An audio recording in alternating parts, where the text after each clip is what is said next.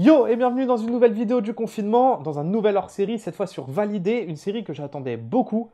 Et je vais pas vous mentir, justement j'avais très peur parce que tout ce qui touche un peu à l'audiovisuel, série, cinéma, peu importe, évidemment je suis intéressé, obviously, parce que sinon j'aurais pas fait une chaîne sur le cinéma, même si je regarde plus de séries à la base, mais bon bref.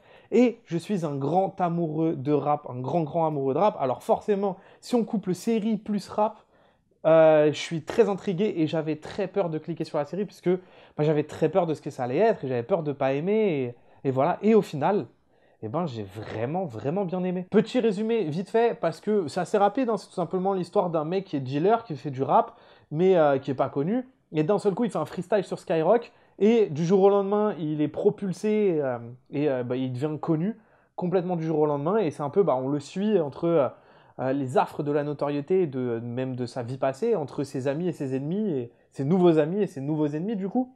Donc voilà pour l'histoire de Validé, hein, le résumé vite fait. Et je tiens à dire d'ailleurs avant de commencer un peu que c'est assez réel, ce qui se passe c'est complètement crédible. Ce que je veux dire c'est que évidemment il y a quelques ficelles qui sont un peu plus tirées parce que ça reste une fiction, mais mine de rien que ce soit les problèmes de contrat d'un nouveau rappeur qui arrive dans un label, que ce soit ses potes managers qui pensent essayer de tirer plus que ceci, que ça, que ce soit les gratteurs de là d'où il vient, que ce soit sa vie passée qui le rattrape, tout ça. Et puis même, hein, franchement, on a déjà failli avoir un Tupac et Biggie en France. Il y a plein de rappeurs qui ont financé leur première mixtape avec l'argent du deal. Enfin voilà, donc du coup, mine de rien, la série déjà en elle-même est assez crédible et c'est pas du tout quelque chose qui est non plus, même si des ficelles sont tirées, qui est assez basé sur c'est crédible en tout cas. Bon, je vais tout de suite parler d'un des trucs qui m'a le plus dérangé dans la série, que je trouve qu'il y a un des défauts de la série, mais c'est justement pour ensuite parler d'une de ses qualités, c'est le jeu des acteurs. Je trouve que c'est vrai que le jeu des acteurs est assez inégal. La plupart du temps, c'est vrai que c'est parfois un peu faussement joué. Je pense qu'il y a aussi peut-être de la maladresse dans la direction des acteurs parfois, parce qu'il y a quand même des acteurs qui sont très bons et ça se voit et on sent que c'est pas eux, mais plus comme on les a dirigés, qui sont peut-être un peu, qui est un peu moins bon. Mais après, justement, le truc c'est que Clément, c'est un vrai rappeur dans la vie, c'est pas un acteur, il s'appelle Attic. Sams, c'est aussi un rappeur, le mec qui joue Mastar. Brahim, le cousin de Clément. Pareil, il a rien fait dans le ciné. Le mec, si je dis pas de bêtises, lui-même, il a dit qu'il avait commencé dans le stand-up, mais je crois qu'il s'est fait connaître avec Vine. Enfin, c'est surtout quelqu'un qui faisait des vidéos.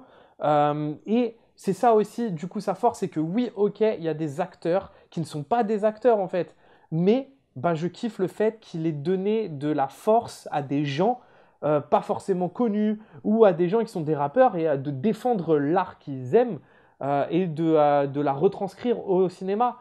Et en fait, je trouve que c'est une force. Donc oui, ça en fait un défaut parce que parfois c'est vrai que le jeu n'est pas forcément là pour tout le monde.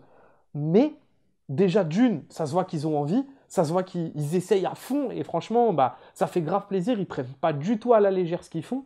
Et à part le fait qu'il y ait des dialogues, parce que c'est surtout les dialogues qui marchent mal, je trouve. C'est surtout comment ils délivrent leurs dialogues. Parce que c'est vrai que le français a un rythme devant une caméra qui est un peu, je trouve, difficile à avoir comparé à l'anglais, parce que c'est pas une langue chantonnée, et c'est vrai qu'avec tout l'héritage du théâtre, il y a ce truc-là de un peu plus jouer comme au théâtre, ces dialogues, et je trouve que c'est très dur de jouer en français devant une caméra, en tout cas c'est mon avis, et alors que par contre, leur jeu pur, je trouve qu'ils marchent, je trouve qu'ils ont déjà une vraie présence à la caméra, que ce soit Attic ou Sams déjà, je trouve que dans leur regard, il y a une réelle intensité. Et je trouve que les meilleurs moments, d'ailleurs les moments où ils jouent le mieux, c'est deux-là par exemple, parce que je prends ces deux-là, parce que c'est un peu les deux persos principaux, entre le personnage principal et le principal antagoniste. Mais ça pourrait marcher sur plein d'autres personnages. Mais là où ça joue le mieux, c'est justement là où ils parlent pas et où il y a juste de l'intensité dans leur regard, et ça marche. Et d'ailleurs, je crois presque que dans une série comme ça, je préférerais avoir justement le rap limite mieux que le jeu, c'est-à-dire qu'il aille chercher des vrais rappeurs, parce que si dans une série comme ça, le rap, il était éclaté, franchement, ça aurait été horrible. Et le fait qu'ils soient partis chercher des vrais rappeurs, au moins, ils ont une vraie crédibilité quand ils rappent, quand on montre des sons de eux qui rappent, et ça marche en fait, parce que le son, il est bon, tout simplement. Et du coup, ça fait déjà une différence. Donc je préfère peut-être avoir un manquement dans le jeu parfois de comment il délivre du dialogue pour que le truc le plus crédible, ce qui était le plus nécessaire pour moi à la série, c'est que le rap soit crédible et que le rap marche en fait. Et ça, bah ça fonctionne et du coup, c'est trop cool. Maintenant, il y a aussi des vrais acteurs et des mecs qui déchirent. Je trouve qu'il y a un mec comme Mounir dans la série, ou même Sergio d'ailleurs. Je trouve qu'il vraiment, il rajoute un cachet à la série de ouf. Que ce soit dans la manière même de comment il délivre ses dialogues ou même comment il joue. Je trouve que les deux jouent assez justement. Et d'ailleurs, même petite dédicace à Hakim Djemili, hein, qui pas du tout à contre-emploi de comment il est dans la vie, de ses vidéos et tout, qui joue un peu le méchant, etc. Et qui franchement joue hyper juste, je trouve. Et bah, ça fait grave plaisir de le voir là-dedans et à contre-emploi en plus.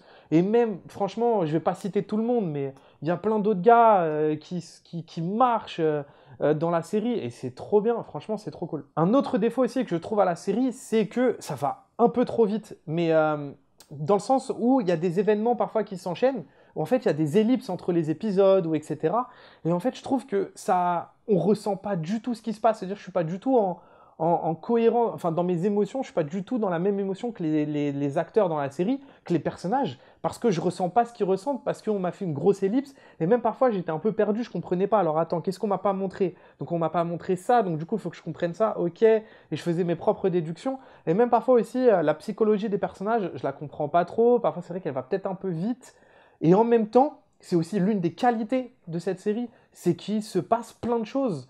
En tout cas, dans les épisodes, c'est vrai que moi, ce que je critiquerais plus, c'est ce qu'il y a, c'est ce qu'on voit pas en fait, c'est les ellipses, parce que il se passe peut-être trop de choses. Mais par contre, dans les épisodes, je les trouve vraiment bien construits. Je trouve qu'il se passe plein de choses et surtout les rebondissements, eh ben ils sont hyper intelligents, je trouve. Et ça donne encore plus de cachet du coup à l'histoire et aux épisodes et ça donne encore plus envie de les voir en fait au fur et à mesure. Après, il y a parfois aussi le personnage de Brahim qui est un peu, qui est presque qu'un personnage fonction mais qui est un personnage fonction utile.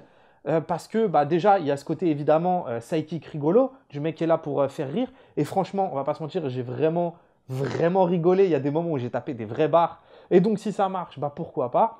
Mais aussi, une fonction qui est vraiment utile, c'est pour les gens qui ne connaissent pas le rap, qui n'y connaissent rien, qui ne savent pas qui est qui. Parce qu'évidemment, quand ils rentrent un moment dans une soirée et qu'il y a Bustaflex, bah, personnellement, je sais que c'est Bustaflex, mais il y a peut-être des gens qui ne le savent pas. Et sûrement même d'ailleurs. Et donc, du coup, bah, ce personnage-là, il est là pour dire, mais ouais, je sais qui lui. Et donc dire, bah, c'est Bustaflex, une légende. Ok, d'accord, et on passe. Et donc, du coup, c'est vrai que ça aide les gens qui n'y connaissent rien au rap à continuer de pouvoir suivre la série. Et ça, c'est cool. Maintenant, ce qui est cool aussi, c'est que ce personnage, il l'oublie pas tout le temps. C'est-à-dire que ça reste pas qu'une fonction. Par exemple, il y a un moment dans une soirée où CF, bah, la soirée où il est avec son moment avec Camille Lelouch. Voilà. Bah, je trouve ça cool parce que bah, il a aussi ses propres moments. Il n'est pas juste là, le sidekick rigolo, et sinon on le voit jamais. Il a aussi ses propres moments à lui qui lui ont créé pour lui donner un peu plus de volume que juste un personnage fonction. Et donc ça, c'est assez cool. Et aussi, dédicace franchement à Bosch, qui est un rappeur, qui joue Carnage dans la série et qui juste, franchement, mais il est presque trop intense. Il y a Mathieu qui m'a envoyé un message en me disant, au bout d'un moment, j'ai dû aller voir une interview de lui pour voir s'il était vraiment comme ça dans la vraie vie, parce que, waouh, c'est tellement trop. Mais je trouve que bah, ça marche de ouf. Encore une fois, comme je vous ai dit juste avant, le gars, il est parti chercher un rappeur, un vrai rappeur street, qui a une vraie gueule en plus. Enfin, le mec, dans son rôle de carnage, de mec ultra énervé tout le temps, ça fonctionne vraiment, vraiment de ouf. Et en plus, je trouve qu'il joue pas franchement, il joue plutôt bien. Et il est totalement crédible dans son rôle. Et ça fait grave plaisir que le mec, il ait donné sa chance. Il ait donné la chance à des mecs comme ça. Surtout, Bosch, il n'est pas forcément très connu dans le rap, même voire pas du tout. Je crois que moi, je l'ai vu dans un Rentre dans le cercle. Et sinon, je pense que je l'aurais peut-être jamais connu.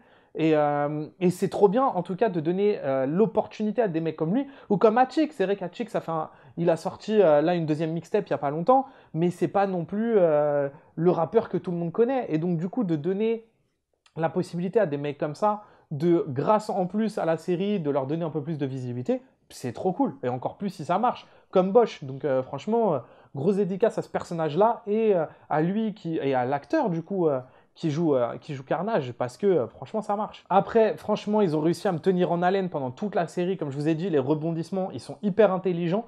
Et vu qu'ils sont intelligents, bah, ils sont crédibles. Et ben, donc, du coup, je continue d'y croire à ce qui se passe. Et donc, rien que ça, déjà, ça suffit, en fait, je pense, à en faire une bonne série. Et le dernier épisode, je le trouve vraiment trop bien. Sans spoil, mais ce qu'ils ont réussi à faire là où ils sont allés, c'est trop bien. Je sais même pas comment ils ont fait, mais c'est juste trop bien. Parce que ça donne encore plus d'énergie, encore plus de ce qui se passe. Oh, putain, j'ai l'impression de je voulais y être, quoi. Et en plus de ça, même la toute fin, trop bien. Je trouve que l'épisode 10, en termes de montée et de descente émotionnelle, je trouve que c'est hyper cool. Et ben, je suis hyper intrigué de ce qu'ils vont proposer dans la saison 2, du coup. Parce que ils étaient censés la tourner cet été, si je dis pas de bêtises. Je sais pas ce qui va se passer là, mais je suis quand même hyper curieux de savoir, du coup, qu'est-ce qu'ils vont écrire pour la saison 2. Un autre truc aussi, c'est que, bah, comme je vous ai dit, je suis un amoureux du rap, et donc du coup, je regarde beaucoup de choses, je regarde tous les médias rap, etc. Et il y a un truc qui m'a un peu marqué dans cette série, c'est que j'ai l'impression d'avoir vu un docu-fiction. Donc évidemment, une fiction parce que bah, ce qu'il raconte, enfin les gens sont des personnages, c'est pas un documentaire en soi. Donc évidemment, tout ce qui se passe est fictionnel jusqu'à pendant les 10 épisodes. Et il y a des acteurs, donc ça reste une fiction, mais documentaire aussi dans le sens où, et d'ailleurs c'est ça qui est intéressant, c'est que je pense que peut-être que pour voir cet aspect de docu-fiction, faut connaître tout ça, parce que quand ils vont dans les locaux de Skyrock, c'est les locaux de Skyrock, quand ils vont en bas, même dans la rue, en face, c'est dans la rue, en face de Skyrock, hein, c'est là où Skyrock est. Quand ils vont dans les studios de la radio Le Move, c'est là. Même quand ils sont dans les couloirs, à un moment, ils sont en face d'un canapé, c'est aussi dans les studios de Move. Pascal Sefranc, c'est un vrai, c'est le mec de radio de Move qui présente les émissions rap. Il a même ses chroniqueurs avec lui, c'est les vrais chroniqueurs rap de France. Pareil que ce soit aussi, à un moment, il y a Driver, qui est un rappeur et qui est aussi journaliste, qui a été à OKLM, parce que mine de rien, il a fait aussi du métier, il a fait aussi journaliste, mine de rien, d'un côté, ou critique, enfin je sais pas comment lui il s'appelle. Il y a aussi des mecs, à un moment même, 2 secondes à l'écran, on voit un mec comme Oumar Digno, qui est le manager si j'ai pas de bêtises, c'est manager de Dinos, et on le voit 2 secondes à l'écran, et pourtant le mec il est là. On voit des mecs comme des rappeurs, on voit Nino, on voit Bustaflex, on voit Soprano, et les mecs, donc du coup, en plus, ils ont donné de la sephore à la série. On voit Cool Chain, en plus, franchement, je trouve qu'il a une gueule Cool Chain. J'aimerais plus le voir, j'aimerais voir ce qu'il donne en acteur plus. Je pense qu'il pourrait être vraiment cool. Bref, ce que je veux dire, c'est que il a pris les vrais acteurs de ce milieu pour jouer ça. Quand il va à un moment, après j'ai pas envie de spoil, mais à un moment il va à un plateau télé, c'est l'endroit avec les vrais chroniques. Enfin, donc du coup, il y a ce côté grave documentaire presque, et donc du coup qui rajoute aussi à ce que je disais au tout début de la vidéo, que ce qui se passe, bah, ça pourrait se passer en fait. C'est une histoire qui est totalement crédible, et ça accentue cette crédibilité-là en fait. Mais du coup, il casse presque la frontière entre la fiction et le documentaire. Et j'ai trouvé ça hyper intéressant. Mais d'un côté, c'est vrai que pour quelqu'un qui ne vient pas du tout, qui n'aime pas le rap ou qui a jamais rien suivi, ou même quelqu'un qui suit le rap mais qui suit pas forcément les interviews, qui est quoi, etc. Eh ben, il peut peut-être pas savoir que tous ces gens-là, ce sont des vrais acteurs du rap et des médias rap en France. Et donc du coup, il va le prendre comme une pure fiction en fait. Donc je me dis que cette série, elle se voit de 2 manières différentes, et peut-être que ça lui rajoute même encore une force supplémentaire. En tout cas, moi j'ai vu comme un docu-fiction, et ça a rajouté peut-être quelque chose de plus, et j'ai trouvé ça hyper intéressant de le faire comme ça, mine de rien, et voilà, j'ai trouvé ça très cool. Et d'ailleurs, hein, même pour vous dire, la meuf de Mathieu, par exemple, qui ne vient pas du tout de ce milieu, et qui vient pas non plus de la banlieue, etc., donc qui connaît pas les codes, que ce soit de la manière de parler, de la manière qu'on a de discuter entre nous, etc., ou même le rap, la musique, ce qui se passe, les acteurs, etc., bah, elle kiffe bien la série, en fait. Donc, c'est une preuve que si, au cas où, si vous avez été un peu rebuté de vouloir voir la série parce que ça se passe sur du rap et que vous aimez pas rap, gna gna gna, et ben, franchement, il y a des gens qui ne viennent pas de là et qui ont kiffé la série et qui se dévorent comme une série de fiction pure. Et donc, franchement, je vous invite à faire votre propre avis et à lancer la série. Surtout qu'elle se mange hyper facilement. Honnêtement, les épisodes, ils durent 30 minutes. Il y a 10 épisodes. Ça se fait en 5 heures, c'est fini. Et les épisodes passent hyper vite. C'est assez agréable à regarder. Donc, honnêtement, je vous invite à vous faire votre propre avis. Et si vous avez eu peur de ça, bah, passez cette peur-là. lancez les premiers épisodes et faites votre propre avis par rapport à ça, du coup. Et même si je suis pas un fan de Gastambide, enfin pas un fan dans le sens où je suis pas non plus... j'ai bien aimé les Kaira, j'ai trouvé ça très cool et j'avais bien rigolé. J'ai pas vu Pattaya et j'ai pas vu Taxi 5 par exemple. Donc voilà, mais je suis pas non plus en mode waouh, c'est le meilleur, etc. Mais depuis cette chère vidéo que j'ai vue il y a pas longtemps hein, de Combini, salut Combini, je respecte de ouf le gars. Je trouve que sa démarche, elle est hyper respectueuse. Il a cette volonté de, parce qu'il a ses pairs avec les Kaira, Pattaya, et que maintenant il a une voix qui peut faire entendre à des producteurs ou à des financeurs, etc. Il veut donner ça, il veut faire profiter de la voix qu'il a pour faire croquer d'autres gens. Maintenant qu'il est un peu plus installé, et franchement, j'ai juste du respect pour un gars comme ça, je trouve ça trop cool. Peu importe, là, au final, je juge même pas la qualité de ses films. Je juge même pas les Kaira, Taxi 5, de toute façon, j'ai pas vu, mais ou ceci ou cela, ou même validé, ou même ce qui va venir après. Juste la démarche du gars, la volonté de ce qu'il fait, je trouve ça hyper respectueux. Franchement, force à lui.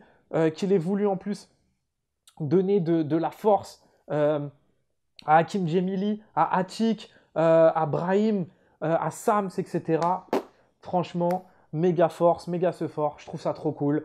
Et voilà, je trouve ça hyper respectueux, quoi. Et au final, même si la série elle a des défauts, en fait, elle a plein d'autres qualités. Et je trouve que ces qualités sont tellement plus fortes qu'elle fait de l'ombre en fait à ses défauts. Et putain, ça fait tellement plaisir aussi de voir une série sur un univers que j'aime tant, qui est le rap, et aussi une série qui se passe en banlieue, avec des gens qui à l'écriture et à la réalisation, savent ce qu'ils filment et ce qu'ils écrivent, sans le prendre de haut, ou sans le caricaturer forcément en tout cas.